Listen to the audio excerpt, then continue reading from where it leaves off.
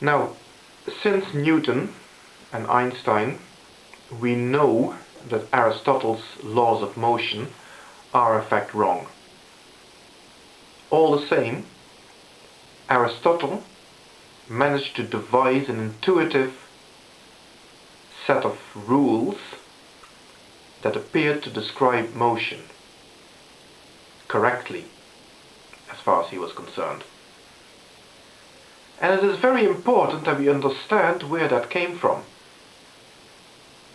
You see, Aristotle was the end product of a long line of evolution dating back about 500 million years, if not longer, of animal evolution, moving creatures that would interact with their environment. And the problem about that scenario is that the environment in question is the surface of this planet.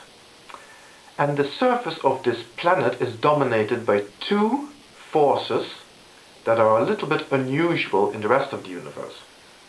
And the two forces are this: gravity and friction.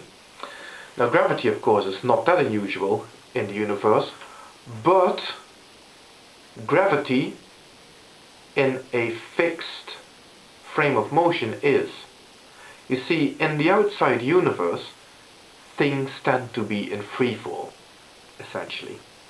And that is why planets revolve around suns and moons revolve around planets and so on and so forth. None of these objects actually experience the force of gravity. They just follow their natural path through the universe, under the influence of gravity, of course, but if the objects were to be conscious and feel their motion, they would not feel any forces on them.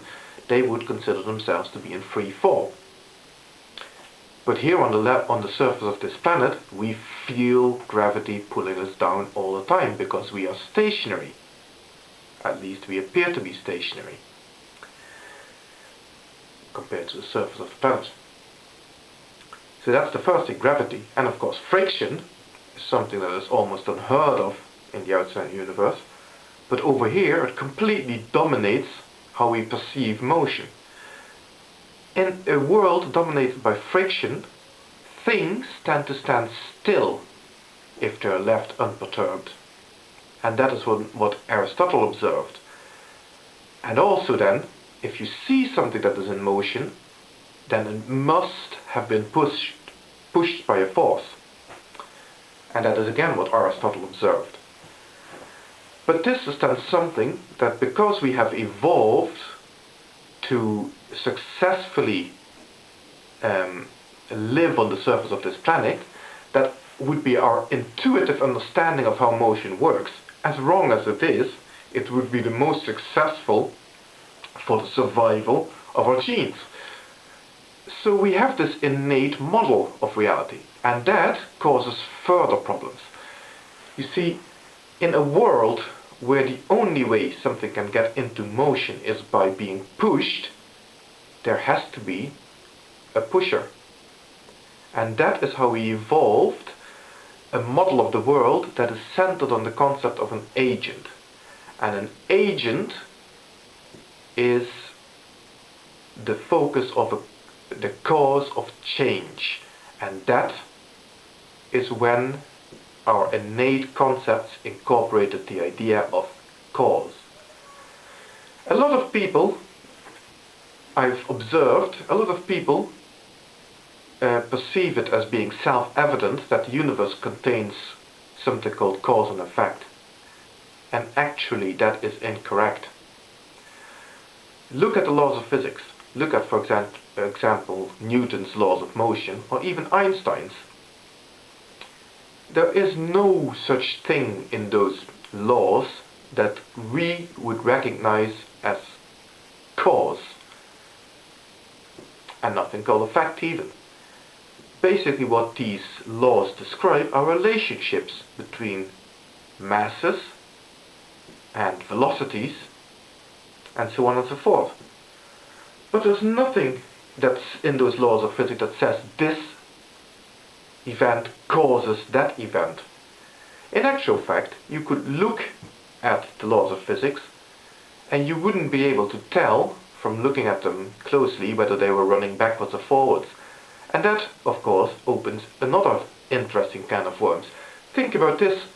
If you insist on using the model of cause and effect and you look at a deterministic universe, what causes what?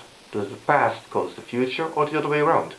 Because no matter how you look at it, given the state of the universe and given the deterministic laws of physics, you can determine, if you had a powerful enough calculator, you could determine the state of the universe at any other point in time, whether it's in the future or in the past. So what causes what now?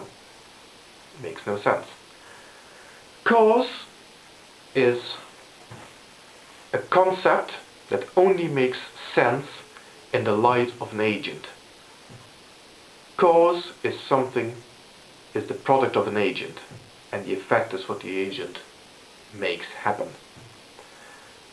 Now think about how a lot of so-called proof for the existence of God, for example, is based on this concept, based on this tacit assumption that the world is governed by cause and effect. And if the world is governed by cause and effect, then every cause must be the effect of a preceding cause, and yada yada yada. You work back in time and eventually you end up to the point where you have to postulate a prime mover. What is a prime mover? Exactly, an agent.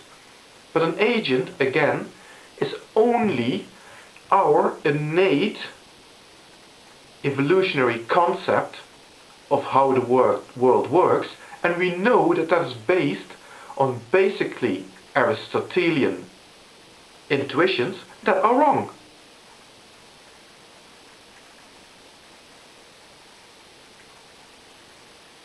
Think about that for a moment. Now, of course, we do accept that there are agents in the world. We would call ourselves agents. But the only thing, and from that perspective, we do accept a certain level of cause and effect.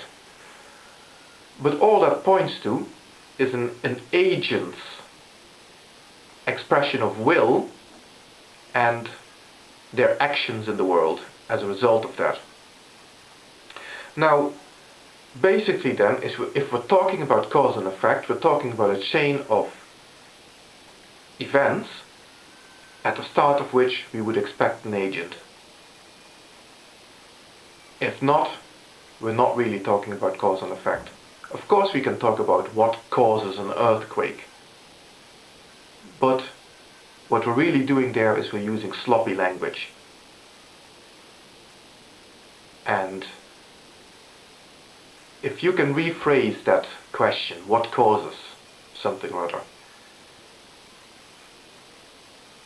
as by what mechanism can we explain the occurrence of this, then we can rule out the intercession of an agent, and therefore we do then not need an agent. We can just explain it by implementing laws of physics to the best of our understanding. If we cannot do that, we're talking about agents, we're talking about human beings making decisions. Then we can talk about real cause and real effect in a way that makes sense to our innate intuitions, and then we can assign responsibility. But it is clear that this does not extend to the universe as a whole, and from that perspective alone, it completely obviates the need for a creator God.